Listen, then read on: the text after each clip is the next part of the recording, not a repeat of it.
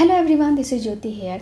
Budget के बाद जब मार्केट फिर से स्टेबल हो चुका है तो ऐसे में फिर से आईपीओस की लाइन लगी है और इस वीक पे टोटल 3 आईपीओस ओपन होने वाले हैं, जिसमें से एक नाम ओला इलेक्ट्रिक का भी है जिसका काफ़ी टाइम से वेट हो रहा था। तो उसके ऊपर भी मैं रिव्यू वीडियो बाद में डाल दूंगी। लेकिन सबसे पहले जो आईपीओ ओपन होने वाला है वो है एकम ड्रग्स एंड फार्मास्यूटिकल कंपनी का आईपीओ, जो 30 जुलाई को ओपन होगा, जिसका हम आज की वीडियो में डिटेल रिव्यू करेंगे। तो वीडियो को कंप्लीट देखिए, आपके लिए इन्फॉर्मेटिव हो सकता है।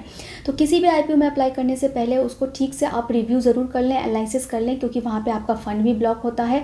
और अगर आप किसी अच्छे आईपीओ में अलॉटमेंट के चांसेस बढ़ाना चाहते हैं तो ज़्यादा से ज़्यादा डीमैट अकाउंट से अप्लाई करें ताकि आपको अलॉटमेंट के चांसेस बढ़ जाएं। तो अगर आप अपना या अपने किसी फैमिली मेम्बर फ्रेंड का डीमैट अकाउंट ओपन करना चाहते हैं तो लिंक आपको डिस्क्रिप्शन बॉक्स में मिल जाएगी, आप जाके वहाँ से चेक कर सकते हैं और ओपन करा सकते हैं। तो चलिए वीडियो को स्टार्ट करते हैं और सबसे पहले हम कंपनी के बारे में समझ लेते हैं कि कंपनी क्या काम करती है, इसके फाइनेंशियल्स कैसे हैं। तो अगर इसकी बात करें तो ये एक फार्मा सेक्टर की कंपनी है। 2004 में ये इनकॉर्पोरेट हुई थी और ये एक CDMO है, means contract development manufacturing organisation है। तो जो भी बड़ी बड़ी फार्मास्यूटिकल कंपनीज़ होती हैं वो कंपनीज़ इन CDMOs को कॉन्ट्रैक्ट देती हैं सभी तरीके की सर्विसेज प्रोवाइड कराने के लिए। तो एकम ड्रग्स एंड फार्मास्यूटिकल कंपनी भी इसी तरीके की एक CDMO है, जो बड़ी बड़ी कंपनीज फार्मास्यूटिकल कंपनी से कॉन्ट्रैक्ट लेके उनको सभी तरीके के सर्विसेज प्रोवाइड कराती है। डेवलपमेंट, प्रोडक्ट मैन्युफैक्चरिंग से लेके रिसर्च डेवलपमेंट, फॉर्मुलेशन, सभी तरीके के सर्विसेज वो बड़ी फार्मास्यूटिकल कंपनीज को देती हैं।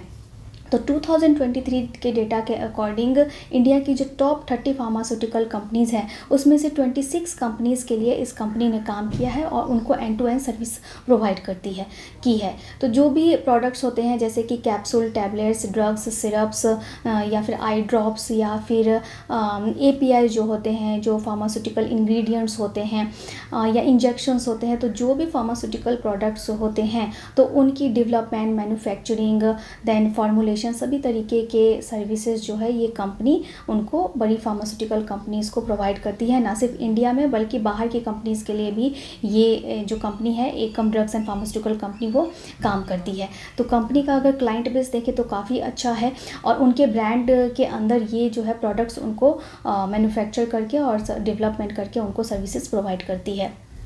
तो ये कंपनी का काम है। टोटल 10 कंपनी की जो है ये मैन्युफैक्चरिंग यूनिट्स हैं जिनकी कैपेसिटी जो है वो 4921 करोड़ की उनकी प्रोडक्शन कैपेसिटी है। तो काफ़ी अच्छा इनका क्लाइंट बेस भी अच्छा है और कंपनी के पास बिजनेस जो है वो भी काफ़ी ज़्यादा है। और आने वाले टाइम में 2025 तक कंपनी अपने 2 और मैन्युफैक्चरिंग यूनिट्स जो है वो इस्टेब्लिश करना चाह रही है अपनी प्रोडक्शन कैपेसिटी को और ज़्यादा इंक्रीज़ करने के लिए।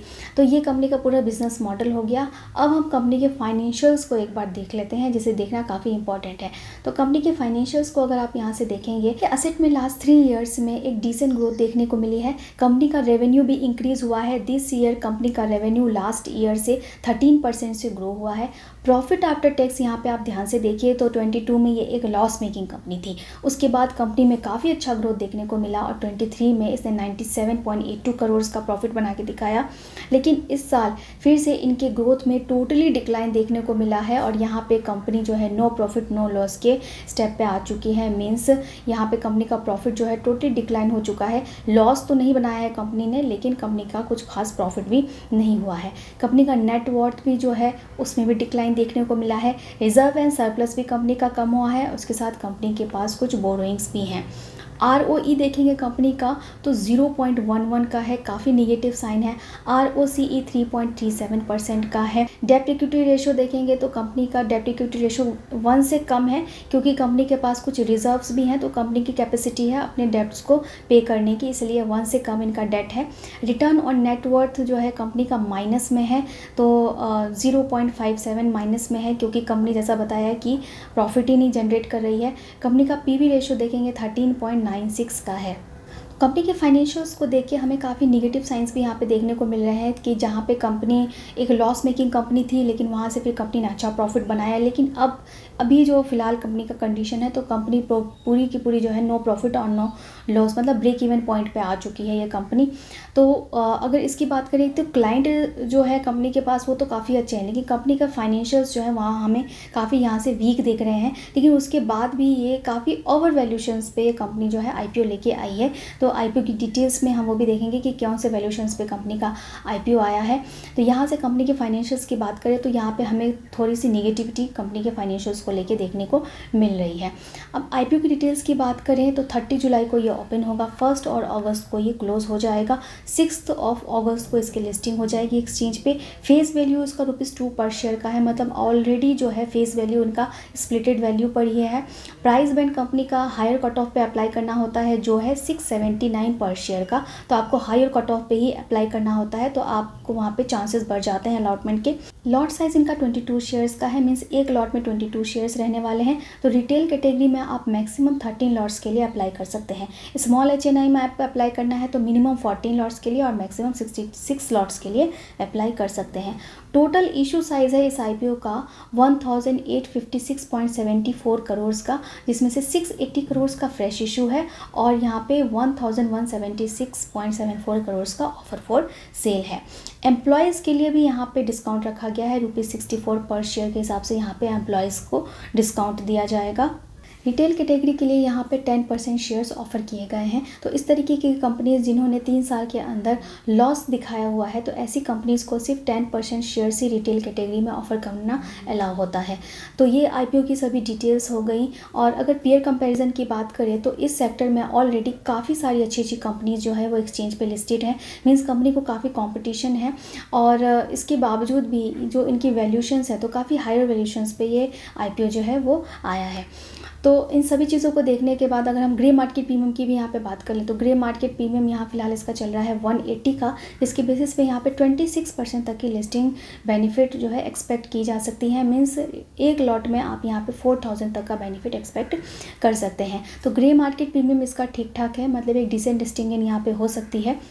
तो अब ऑल ओवर अगर हम समराइज़ करें कि क्या इस आईपीओ में अप्लाई करना सही रहेगा नहीं, तो सबसे पहला हम अगर बिज़नेस मॉडल की बात करें तो कंपनी का बिज़नेस मॉडल जो है वो अच्छा है। काफ़ी इस सेक्टर में ऑलरेडी काफ़ी सारी कंपनीज़ भी हैं, कंपनी का क्लाइंट बेस बहुत अच्छा है, तो इस चीज़ को लेके हमें पॉजिटिविटी यहाँ पे मिलती है। कंपनी के फाइनेंशियल्स हमने देखे तो वो हमें काफ़ी वीक देखने को मिल रहे हैं, तो ये हमें एक नेगेटिव साइन देखने को मिलता है।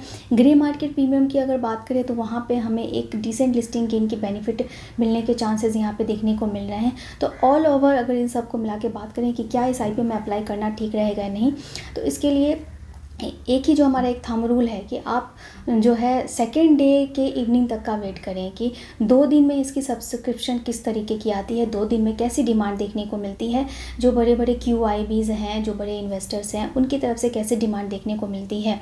तो अगर सेकेंड डे के एंड तक ये 5 टाइम सब्सक्राइब हो जाता है तो थर्ड डे में जाके आप इसके लिए अप्लाई कर सकते हैं। 5 टाइम सब्सक्राइब हो जाता है तो इसका एक इंडिकेशन होता है कि जो बड़े बड़े इन्वेस्टर्स हैं वो इसमें इंटरेस्ट दिखा रहे हैं, मीन्स कंपनी आगे अच्छा कर सकती है। तो थर्ड डे में जाके 5 टाइम सब्सक्राइब होता है तो आप इस आईपीओ के लिए अप्लाई कर सकते हैं। ये मेरी एनालिसिस थी, आप भी अपनी एनालिसिस लगा के ही कहीं इन्वेस्ट करें। तो ये आज का डिटेल वीडियो था। और अगर आप हमसे डेली के अपडेट्स के लिए हमसे जुड़ना चाहते हैं तो हमारा टेलीग्राम चैनल आप फॉलो कर सकते हैं, लिंक आपको डिस्क्रिप्शन बॉक्स में मिल जाएगी। और भी किसी तरीके के आपको हमसे हेल्प चाहिए, आपको शेयर मार्केट क्लासेस करनी है या म्यूचुअल फंड रिलेटेड कोई गाइडेंस चाहिए तो आप हमें कांटेक्ट कर सकते हैं, हमें कमेंट करके कुछ आपको क्वेरी है तो पूछ सकते हैं। सभी डिटेल्स आपको हमारे डिस्क्रिप्शन बॉक्स में मिल जाएंगे। वीडियो हेल्पफुल लगा हो तो इसे एक लाइक ज़रूर करें। Thank you.